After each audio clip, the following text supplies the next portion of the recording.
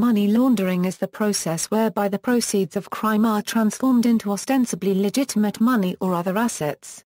However, in a number of legal and regulatory systems the term money laundering has become conflated with other forms of financial crime, and sometimes used more generally to include misuse of the financial system, including terrorism financing, tax evasion and evading of international sanctions. Most anti-money laundering laws openly conflate money laundering with terrorism financing when regulating the financial system. Money obtained from certain crimes, such as extortion, insider trading, drug trafficking, illegal gambling and tax evasion is dirty. It needs to be cleaned to appear to have derived from non-criminal activities so that banks and other financial institutions will deal with it without suspicion. Money can be laundered by many methods, which vary in complexity and sophistication.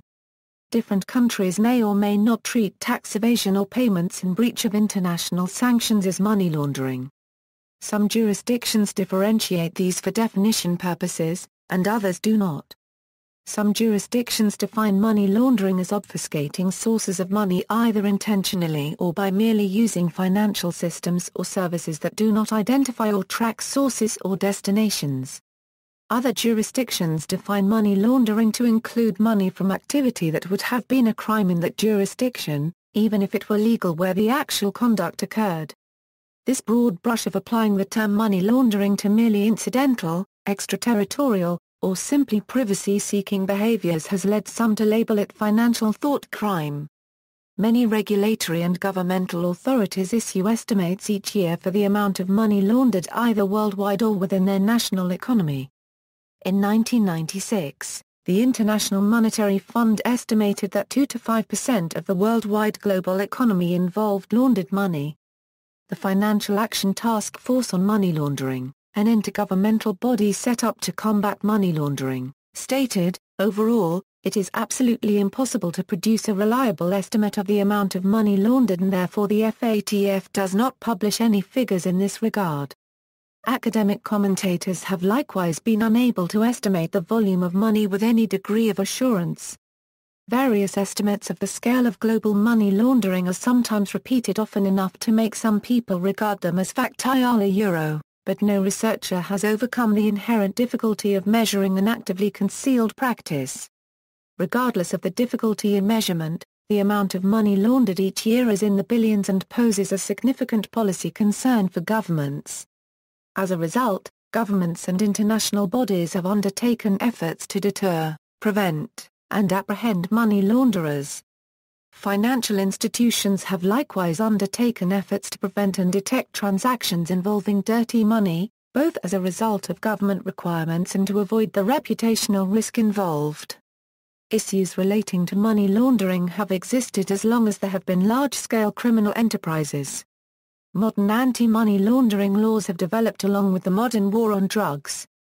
In more recent times, anti-money laundering legislation is seen as adjunct to the financial crime of terrorist financing in that both crimes usually involve the transmission of funds through the financial system. Reverse money laundering is a process that disguises a legitimate source of funds that are to be used for illegal purposes. In an affidavit filed March 24, 2014 in United States District Court, Northern California, San Francisco Division, FBI Special Agent Emmanuel V. Pascoe alleged that several people associated with the Qigong Tong organization, and California State Senator Leland Yee, engaged in reverse money laundering activities. Methods: money laundering is commonly defined as occurring in 3 steps. The first step involves introducing cash into the financial system by some means. The second involves carrying out complex financial transactions to camouflage the illegal source. And the final step entails acquiring wealth generated from the transactions of the illicit funds. Some of these steps may be omitted, depending on the circumstances. For example, non-cash proceeds that are already in the financial system would have no need for placement.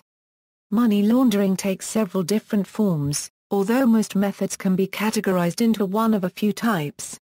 These include bank methods, smurfing, also known as structuring, currency exchanges, and double invoicing. Structuring, often known as smurfing, This is a method of placement whereby cash is broken into smaller deposits of money, used to defeat suspicion of money laundering and to avoid anti-money laundering reporting requirements. A subcomponent of this is to use smaller amounts of cash to purchase bearer instruments, such as money orders, and then ultimately deposit those, again in small amounts.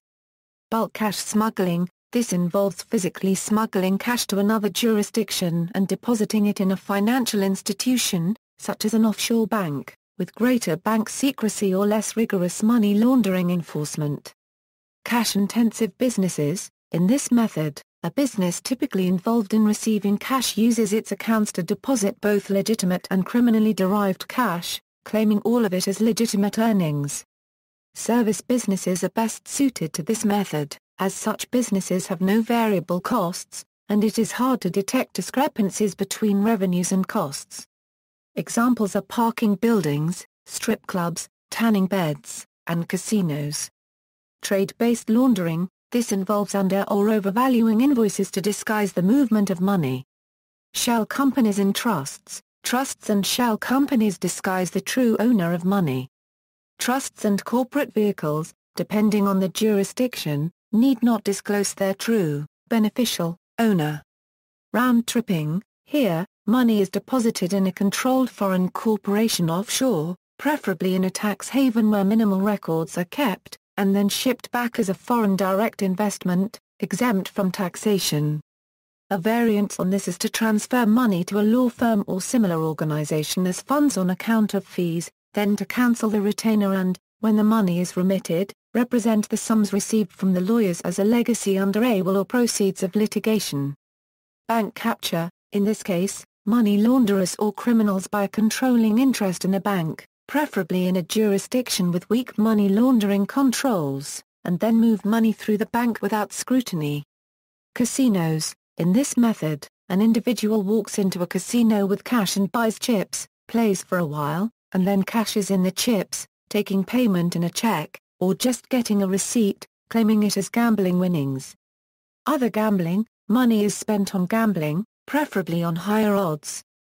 The wins are shown if the source for money is asked for, while the losses are hidden. Real estate. Someone purchases real estate with illegal proceeds and then sells the property. To outsiders, the proceeds from the sale look like legitimate income.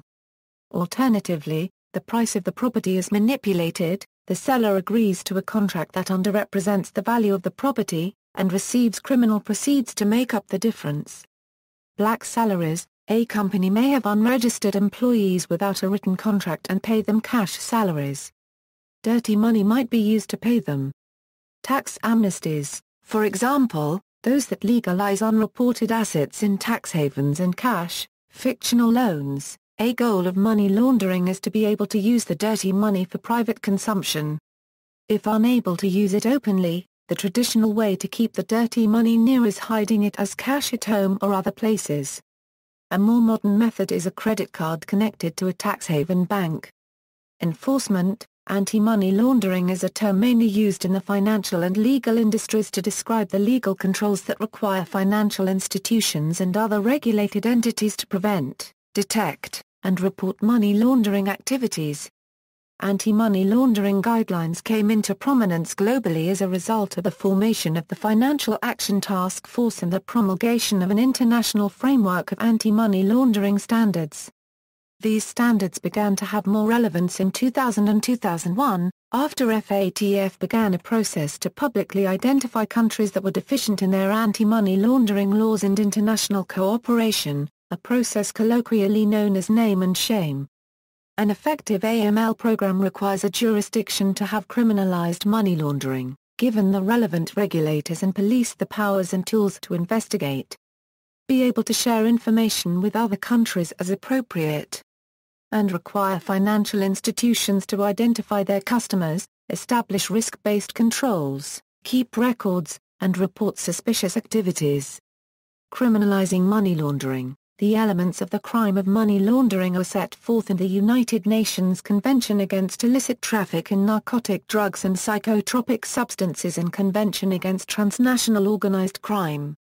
It is defined as knowingly engaging in a financial transaction with the proceeds of a crime for the purpose of concealing or disguising the illicit origin of the property from governments. The role of financial institutions: while banks operating in the same country generally have to follow the same AML laws and regulations, financial institutions all structure their AML efforts slightly different. Today, most financial institutions globally, and many non-financial institutions, are required to identify and report transactions of a suspicious nature to the Financial Intelligence Unit in the respective country.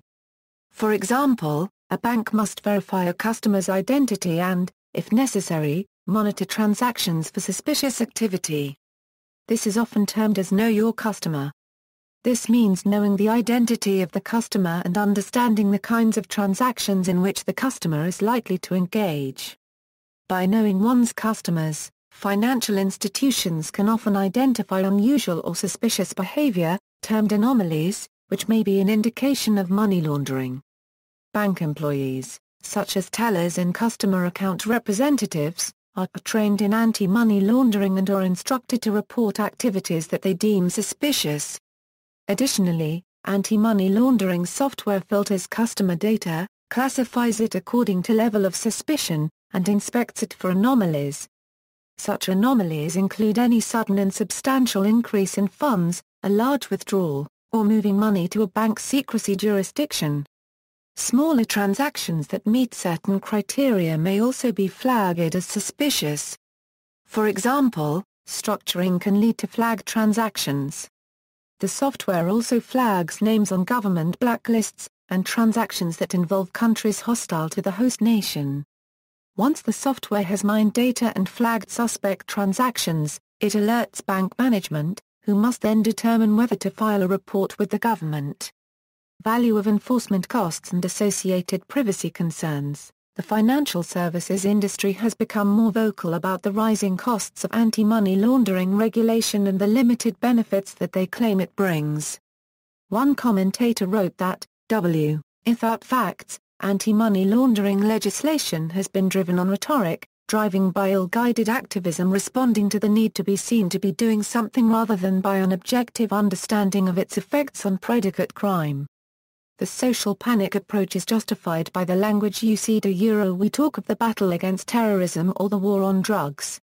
The Economist magazine has become increasingly vocal in its criticism of such regulation, particularly with reference to countering terrorist financing, referring to it as a costly failure, although it concedes that other efforts may still be effective at combating money laundering.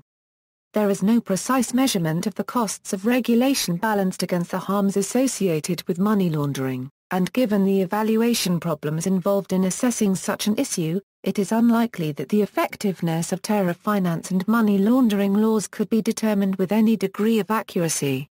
The Economist estimated the annual costs of anti-money laundering efforts in Europe and North America at $5 billion in 2003, an increase from $700 million in 2000. Government-linked economists have noted the significant negative effects of money laundering on economic development, including undermining domestic capital formation, depressing growth, and diverting capital away from development.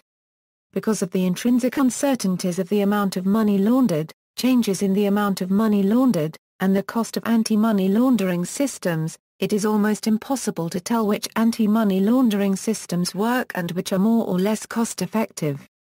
Besides economic costs to implement anti-money laundering laws, improper attention to data protection practices may entail disproportionate costs to individual privacy rights. In June 2011, the Data Protection Advisory Committee to the European Union issued a report on data protection issues related to the prevention of money laundering and terrorist financing, which identified numerous transgressions against the established legal framework on privacy and data protection. The report made recommendations how to address money laundering and terrorist financing in ways that safeguard personal privacy rights and data protection laws. In the United States, groups such as the American Civil Liberties Union have expressed concern that money laundering rules require banks to report on their own customers, essentially conscripting private businesses into agents of the surveillance state. Many countries are obligated by various international instruments and standards, such as the 1988 United Nations Convention Against Illicit Traffic in Narcotic Drugs and Psychotropic Substances, the 2000 Convention Against Transnational Organized Crime, the 2003 United Nations Convention Against Corruption, and the recommendations of the 1989 Financial Action Task Force on Money Laundering to enact and enforce money laundering laws in an effort to stop narcotics trafficking, international organized crime, and corruption. Mexico, which has faced a significant increase in violent crime, established anti-money laundering controls in 2013 to curb the underlying crime issue. Global organizations working against money laundering, formed in 1989 by the G7 countries, the FATF is an intergovernmental body whose purpose is to develop and promote an international response to combat money laundering. The FATF Secretariat is housed at the headquarters of the OECD in Paris. In October 2001, FATF expanded its mission to include combating the financing of terrorism. FATF is a policy-making body that brings together legal, financial, and law enforcement experts to achieve national legislation and regulatory AML and CFT reforms. As of 2014, its membership consists of 36 countries and territories and 2 regional organizations. FATF works in collaboration with a number of international bodies and organizations. These entities have observer status with FATF, which does not entitle them to vote, but permits them full participation in plenary sessions and working groups. FATF has developed 40 recommendations on money laundering and 9 special recommendations regarding terrorist financing. FATF assesses each member country against these recommendations in published reports. Countries seen as not being sufficiently compliant with such recommendations are subjected to financial sanctions. FAT for Euro unregistered trademark has 3 primary functions with regard to money laundering are, monitoring members' Euro unregistered trademark progress in implementing anti-money laundering measures, reviewing and reporting on laundering trends, techniques, and countermeasures, promoting the adoption and implementation of FATF anti-money laundering standards globally. The FATF currently comprises 34 member jurisdictions and 2 regional organizations, representing most major financial centers in all parts of the globe. The United Nations Office on Drugs and Crime maintains the International Money Laundering Information Network, a website that provides information and software for anti-money laundering data collection and analysis. The World Bank has a website that provides policy advice and best practices to governments and the private sector on anti-money laundering issues. Laws and enforcement by region. Many jurisdictions adopt a list of specific predicate crimes for money laundering prosecutions, while others criminalize the proceeds of any serious crimes. Afghanistan. The Financial Transactions and Reports Analysis Center of Afghanistan was established as a financial intelligence unit under the Anti-Money Laundering and Proceeds of Crime law passed by decree late in 2004. The main purpose of this law is to protect the integrity of the Afghan financial system and to gain compliance with international treaties and conventions. The Financial Intelligence Unit is a semi-independent body that is administratively housed within the Central Bank of Afghanistan. The main objective of FINTRECA is to deny the use of the Afghan financial system to those who obtained funds as a result of illegal activity, and to those who would use it to support terrorist activities. To meet its objectives, the FINTRECA collects and analyzes information from a variety of sources. These sources include entities with legal obligations to submit reports to the FINTRECA when a suspicious activity is detected, as well as reports of cash transactions above a threshold amount specified by regulation. Also, FINTRECA has access to all related Afghan government information and databases. When the analysis of this information supports the supposition of illegal use of the financial system, the FINTRECA works closely with law enforcement to investigate and prosecute the illegal activity. FINTRECA also cooperates internationally in support of its own analyses and investigations and to support the analyses and investigations of foreign counterparts, to the extent allowed by law. Other functions include training of those entities with legal obligations to report information, development of laws and regulations to support national-level AML objectives, and international and regional cooperation in the development of AML typologies and countermeasures. Australia. AUSTRAC is Australia's anti-money laundering and counter-terrorism financing regulator and specialist financial intelligence unit. The Anti-Money Laundering and Counter-Terrorism Financing Act 2006 is the principal legislative instrument, although there are also offence provisions introduced in the Crimes Act 1901. Upon its introduction, the AML-CTF was further amended by a second tranche of reforms to extend inter alia to other commercial contexts such as real estate agents, but those further reforms have since not been effectuated.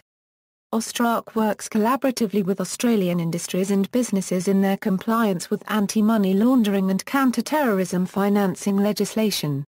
Financial institutions in Australia are required to track significant cash transactions that can be used to finance terrorist activities in and outside Australia's borders and report them to AUSTRAC. Bangladesh. In Bangladesh, this issue has been dealt with by the Prevention of Money Laundering Act, 2002. In terms of Section 2, money laundering means properties acquired or earned directly or indirectly through illegal means. Illegal transfer, conversion, concealment of location or assistance in the above act of the properties acquired or earned directly or indirectly through legal or illegal means. In this act, properties means movable or immovable properties of any nature and description. To prevent these illegal uses of money, the Bangladesh government has introduced the Money Laundering Prevention Act. The act was last amended in the year 2009 and all the financial institutes are following this act. Till today there are 26 circulars issued by Bangladesh Bank under this act. To prevent money laundering, a banker must do the following: while opening a new account, the account opening form should be duly filled up by all the information of the customer. The KYC must be properly filled. The transaction profile is mandatory for a client to understand his/her transactions. If needed, the TP must be updated at the client's consent. All other necessary papers should be properly collected along with the national ID card. If any suspicious transaction is noticed, the branch anti-money laundering compliance officer must be notified and accordingly the suspicious transaction report must be filled out. The cash department should be aware of the transactions. It must be noted if suddenly a big amount of money is deposited in any account. Proper documents are required if any client does this type of transaction. Structuring, over/under invoicing is another way to do money laundering. The Foreign Exchange Department should look into this matter cautiously. If any account has a transaction over 10.00 lakh in a single day, it must be reported in a cash transaction report. All bank officials must go through all the 26 circulars and use them. Canada. In 1991, the Proceeds of Crime Act was brought into force in Canada to give legal effect to the former FATF 40 recommendations by establishing record-keeping and client identification requirements in the financial sector to facilitate the investigation and prosecution of money laundering offences under the Criminal Code of Canada and the Controlled Drugs and Substances Act.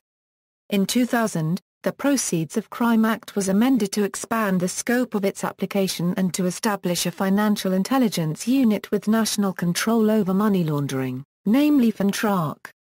In December 2001, the scope of the Proceeds of Crime Act was again expanded by amendments enacted under the Anti-Terrorism Act with the objective of deterring terrorist activity by cutting off sources and channels of funding used by terrorists in response to 9/11. The Proceeds of Crime Act was renamed the Proceeds of Crime and Terrorist Financing Act. In December 2006, the Proceeds of Crime and Terrorist Financing Act was further amended, in part, in response to pressure from the FATF for Canada to tighten its money laundering and financing of terrorism legislation. The amendments expanded the client identification, record-keeping and reporting requirements for certain organizations and included new obligations to report attempted suspicious transactions and outgoing and incoming international electronic fund transfers, undertake risk assessments and implement written compliance procedures in respect of those risks. The amendments also enabled greater money laundering and terrorist financing intelligence sharing among enforcement agencies. In Canada, casinos, money service businesses, notaries, accountants, banks, securities brokers, life insurance agencies, real estate salespeople and dealers in precious metals and stones are subject to the reporting and record-keeping obligations under the Proceeds of Crime and Terrorist Financing Act. European Union, the EU Directive 2005/EC on the prevention of the use of the financial system for the purpose of money laundering and terrorist financing tries to prevent such crime by requiring banks, real estate agents and many more companies to investigate and report usage of cash in excess of $15,000. The earlier EU directives 91/EC and 2001/EC also relate to money laundering. The European Union is currently negotiating a new fourth anti-money laundering directive that will change the nature of anti-money laundering compliance across the European Union. The current draft directive has some laudable features and improvements over the previous directive, not least the intention to move to a risk-based and evidence-based approach to identifying and managing money laundering and counter-terrorist finance risks rather than a tick-box approach to compliance.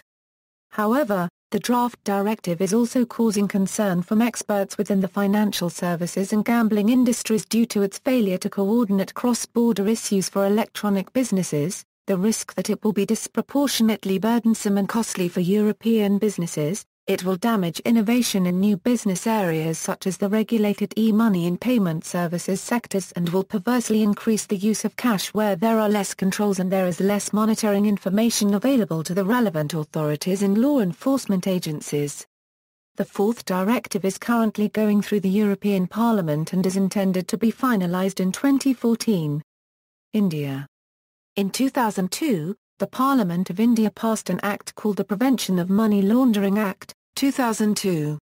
The main objectives of this act are to prevent money laundering as well as to provide for confiscation of property either derived from or involved in money laundering. Section 12 describes the obligations that banks, other financial institutions, and intermediaries have to a. Maintain records that detail the nature and value of transactions, whether such transactions comprise a single transaction or a series of connected transactions, and where these transactions take place within a month. b. Furnish information on transactions referred to in clause to the director within the time prescribed, including records of the identity of all its clients. Section 12 prescribes that the records referred to in subsection as mentioned above, must be maintained for 10 years after the transactions finished. It is handled by the Indian Income Tax Department. The provisions of the Act are frequently reviewed and various amendments have been passed from time to time. The recent activity in money laundering in India is through political parties, corporate companies and the shares market. It is investigated by the Enforcement Directorate and Indian Income Tax Department. According to Government of India, out of the total tax arrears of 248,000 crore, about 130,000 crore pertains to money laundering and securities scam cases. Bank accountants must record all transactions over Rs 10 lakhs. Bank accountants must maintain this records for 10 years. Banks also must make cash transaction reports and suspicious transaction reports over Rs 10 lakhs within 7 days of doubt. They must submit the report to the Enforcement Directorate and Income Tax Department. United Kingdom, money laundering and terrorist funding legislation in the UK is governed by 4 acts of primary legislation: Terrorism Act 2000, Anti-Terrorism, Crime and Security Act 2001, Proceeds of Crime Act 2002, Serious Organised Crime and Police Act 2005, Money Laundering Regulations 2007. Money laundering regulations are designed to protect the UK financial system. If a business is covered by these regulations, then controls are put in place to prevent it being used for money laundering. The Proceeds of Crime Act 2002 contains the primary UK anti-money laundering legislation, including provisions requiring businesses within the regulated sector to report to the authorities suspicions of money laundering by customers or others. Money laundering is broadly defined in the UK. In effect, any handling or involvement with any proceeds of any crime can be a money laundering offence. An offender's possession of the proceeds of his own crime falls within the UK definition of money laundering. The definition also covers activities within the traditional definition of money laundering, as a process that conceals or disguises the proceeds of crime to make them appear legitimate. Unlike certain other jurisdictions, UK money laundering offences are not limited to the proceeds of serious crimes, nor are there any monetary limits. Financial transactions need no money laundering design or purpose for UK laws to consider them a money laundering offence. A money laundering offence under UK legislation need not even involve money, since the money laundering legislation covers assets of any description. In consequence, any person who commits an acquisitive crime in the UK inevitably also commits a money laundering offence under UK legislation. This applies also to a person who, by criminal conduct, evades a liability euro, which lawyers call obtaining a pecuniary advantage a euro, as he is deemed thereby to obtain a sum of money equal in value to the liability evaded. The principal money laundering offences carry a maximum penalty of 14 years imprisonment. Secondary regulation is provided by the Money Laundering Regulations 2003, which was replaced by the Money Laundering Regulations 2007. They are directly based on the EU Directives 91/EC, 2001 EC and 2005 EC.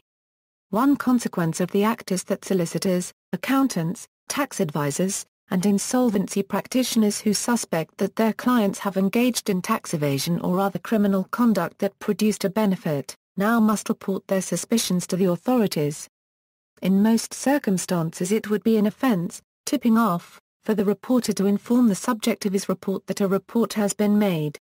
These provisions do not, however, require disclosure to the authorities of information received by certain professionals in privileged circumstances or where the information is subject to legal professional privilege. Others that are subject to these regulations include financial institutions, credit institutions, estate agents, trust and company service providers, high-value dealers, and casinos. Professional guidance is provided by industry groups including the Joint Money Laundering Steering Group, the Law Society and the Consultative Committee of Accountancy Bodies. However, there is no obligation on banking institutions to routinely report monetary deposits or transfers above a specified value. Instead, reports must be made of all suspicious deposits or transfers, irrespective of their value. The reporting obligations include reporting suspicious gains from conduct in other countries that would be criminal if it took place in the UK. Exceptions were later added for certain activities legal where they took place, such as bullfighting in Spain. More than 200,000 reports of suspected money laundering are submitted annually to authorities in the UK. Most of these reports are submitted by banks and similar financial institutions. Although 5,108 different organizations submitted suspicious activity reports to the authorities in the year ended September 30, 2010, just 4 organizations submitted approximately half of all reports, and the top 20 reporting organizations accounted for 3/4 of all reports. The offense of failing to report a suspicion of money laundering by another person carries a maximum penalty of 5 years imprisonment. Bureau de Change. All UK Bureau de Change are registered with Her Majesty's Revenue and Customs, which issues a trading licence for each location. Bureau de Change and money transmitters, such as Western Union outlets, in the UK fall within the regulated sector, and are required to comply with the Money Laundering Regulations 2007. Checks can be carried out by HMRC on all money service businesses. United States. The approach in the United States to stopping money laundering is usually broken into 2 areas: preventive measures and criminal measures. Preventive, in an attempt to prevent dirty money from entering the U.S. financial system in the first place, the United States Congress passed a series of laws, starting in 1970, collectively known as the Bank Secrecy Act. These laws, contained in Sections 5311 through 5332 of Title 31 of the United States Code, require financial institutions, which under the current definition include a broad array of entities, including banks, credit card companies, life insurers, money service businesses and broker-dealers in securities, to report certain transactions to the United States Department of the Treasury. Cash transactions in excess of $10,000 must be reported on a currency transaction report, identifying the individual making the transaction as well as the source of the cash. The U.S. is one of the few countries in the world to require reporting of all cash transactions over a certain limit, although certain businesses can be exempt from the requirement. Additionally, financial institutions must report transaction on a suspicious activity report that they deem suspicious, defined as a knowing or suspecting that the funds come from illegal activity or disguise funds from illegal activity, that it is structured to evade BSA requirements or appears to serve no known business or apparent lawful purpose, or that the institution is being used to facilitate criminal activity. Attempts by customers to circumvent the BSA, generally by structuring cash deposits to amounts lower than $10,000 by breaking them up and depositing them on different days or at different locations, also violates the law. The financial database created by these reports is administered by the U.S. unregistered trademark S Financial Intelligence Unit, called the Financial Crimes Enforcement Network, located in Vienna, Virginia. The reports are made available to U.S. criminal investigators, as well as other FIWA unregistered trademark S around the globe, and FinCEN conducts computer-assisted analyses of these reports to determine trends and refer investigations. The BSA requires financial institutions to engage in customer due diligence, which is sometimes known in the parlance as Know Your Customer. This includes obtaining satisfactory identification to give assurance that the account is in the customary unregistered trademark S true name, and having an understanding of the expected nature and source of the money that flows through the customer's accounts. Other classes of customers, such as those with private banking accounts and those of foreign government officials, are subjected to enhanced due diligence because the law deems that those types of accounts are a higher risk for money laundering. All accounts are subject to ongoing monitoring, in which internal bank software scrutinizes transactions and flags for manual inspection those that fall outside certain parameters. If a manual inspection reveals that the transaction is suspicious, the institution should file a suspicious activity report. The regulators of the industries involved are responsible to ensure that the financial institutions comply with the BSA. For example, the Federal Reserve and the Office of the Comptroller of the Currency regularly inspect banks, and may impose civil fines or refer matters for criminal prosecution for non-compliance. A number of banks have been fined and prosecuted for failure to comply with the BSA. Most famously, Riggs Bank, in Washington, D.C., was prosecuted and functionally driven out of business as a result of its failure to apply proper money laundering controls, particularly as it related to foreign political figures. In addition to the BSA, the U.S. imposes controls on the movement of currency across its borders, requiring individuals to report the transportation of cash in excess of $10,000 on a form called Report of International Transportation of Currency or Monetary Instruments. Likewise, businesses, such as automobile dealerships, that receive cash in excess of $10,000 must file a Form 8300 with the Internal Revenue Service, identifying the source of the cash. On September 1, 2010, the Financial Crimes Enforcement Network issued an advisory on informal value transfer systems referencing United States v. Banky. Criminal sanctions. Money laundering has been criminalized in the United States since the Money Laundering Control Act of 1986. The law, contained at Section 1956 of Title 18 of the United States Code, prohibits individuals from engaging in a financial transaction with proceeds that were generated from certain specific crimes, known as specified unlawful activities. The law requires that an individual specifically intend in making the transaction to conceal the source, ownership or control of the funds. There is no minimum threshold of money, and no requirement that the transaction succeeded in actually disguising the money.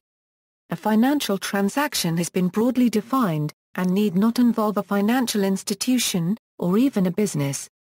Merely passing money from one person to another, with the intent to disguise the source, ownership, location or control of the money, has been deemed a financial transaction under the law. The possession of money without either a financial transaction or an intent to conceal is not a crime in the United States. Besides money laundering, the law contained in Section 1957 of Title 18 of the United States Code, prohibits spending more than $10,000 derived from an SUA, regardless of whether the individual wishes to disguise it. It carries a lesser penalty than money laundering, and unlike the money laundering statute, requires that the money pass through a financial institution. According to the records compiled by the United States Sentencing Commission, in 2009, the United States Department of Justice typically convicted a little over 81,000 people. Of this, approximately 800 are convicted of money laundering as the primary or most serious charge. The Anti-Drug Abuse Act of 1988 expanded the definition of financial institution to include businesses such as car dealers and real estate closing personnel and required them to file reports on large currency transaction. It required verification of identity of those who purchase monetary instruments over $3,000. The Enuntio Wiley Anti-Money Laundering Act of 1992 strengthened sanctions for BSA violations, required so-called suspicious activity reports, and eliminated previously used criminal referral forms, required verification and record-keeping for wire transfers and established the Bank Secrecy Act Advisory Group. The Money Laundering Suppression Act from 1994 required banking agencies to review and enhance training, develop anti-money laundering examination procedures, review and enhance procedures for referring cases to law enforcement agencies, streamlined the currency transaction report exemption process, required each money services business to be registered by an owner or controlling person, required every MSB to maintain a list of businesses authorized to act as agents in connection with the financial services offered by the MSB, made operating an unregistered MSB a federal crime, and recommended that states adopt uniform laws applicable to MSBs. The Money Laundering and Financial Crimes Strategy Act of 1998 required banking agencies to develop anti-money laundering training for examiners, required the Department of the Treasury and other agencies to develop a national money laundering strategy, created the High-Intensity Money Laundering and Related Financial Crime Area Task Forces to concentrate law enforcement efforts at the federal, state and local levels in zones where money laundering is prevalent. HIFCA zones may be defined geographically or can be created to address money laundering in an industry sector, a financial institution, or group of financial institutions. The Intelligence Reform and Terrorism Prevention Act of 2004 amended the Bank Secrecy Act to require the Secretary of the Treasury to prescribe regulations requiring certain financial institutions to report cross-border electronic transmittals of funds, if the Secretary determines that reporting is reasonably necessary in anti-money laundering/combating financing of terrorists.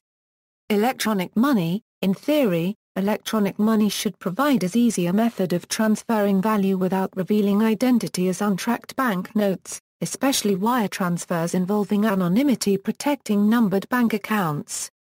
In practice, however, the record-keeping capabilities of Internet service providers and other network resource maintainers tend to frustrate that intuition. While some cryptocurrencies under recent development have aimed to provide for more possibility of transaction anonymity for various reasons, the degree to which they succeed and, in consequence, the degree to which they offer benefits for money laundering efforts is controversial. In 2013, Jean-Luc Richet, a research fellow at ESSECISIS, surveyed in new techniques that cybercriminals were using in a report written for the United Nations Office on Drugs and Crime. A common approach was to use a digital currency exchange, a service which converted dollars into a digital currency called Liberty Reserve and could be sent and received anonymously. The receiver could convert the Liberty Reserve currency back into cash for a small fee. In May 2013, the U.S. authorities shut down Liberty Reserve, charging its founder and various others with money laundering. Another increasingly common way of laundering money is to use online gaming. In a growing number of online games such as Second Life or World of Warcraft, it is possible to convert money into virtual goods, services or virtual cash that can later be converted back into money. Notable cases: Bank of Credit and Commerce International, a known amount, estimated in billions, of criminal proceeds, including drug trafficking money, laundered during the mid-1980s. Bank of New York, $7 billion of Russian capital flight laundered through accounts controlled by bank executives, late 1990s. Ferdinand Marcos, unknown amount, estimated at $10 billion of government assets laundered through banks and financial institutions in the United States, Liechtenstein, Austria, Panama, Netherlands Antilles, Cayman Islands, Vanuatu, Hong Kong, Singapore, Monaco, the Bahamas, the Vatican and Switzerland. In December 2012, HSBC paid a record $1.9 billion fines for money laundering hundreds of millions of dollars for drug traffickers, terrorists and sanctioned governments such as Iran. The money laundering occurred throughout the 2000s. In May 2013, Liberty Reserve was seized by United States federal authorities for laundering $6 billion. Institute for the Works of Religion, Italian authorities investigated suspected money laundering transactions amounting to $218 a million made by the IOR to several Italian banks. Nauru, $70 a billion of Russian capital flight laundered through unregulated Nauru offshore shell banks, late 1990s. Sani Abacha, $2 a euro 5 billion of government assets laundered through banks in the UK, Luxembourg, Jersey, and Switzerland, by the President of Nigeria. Standard Chartered, paid $330 million in fines for money laundering hundreds of billions of dollars for Iran. The money laundering took place in the 2000s and occurred for nearly a decade to hide 60,000 transactions worth $250 billion. See also. References. External links, Money Laundering at DMOZ, DUAM's Financial Crime and Anti-Money Laundering Law, UNODC United Nations Office on Drugs and Crime on Money Laundering and Countering the Financing of Terrorism, Financial Markets Integrity Unit, the World Bank, U.S. Department of State International Narcotics Control Strategy Report, Annual Report issued in March every year. Essential reading for all compliance officers for evaluating country money laundering risk, antilavado.dinero.com, Anti-Money Laundering Us.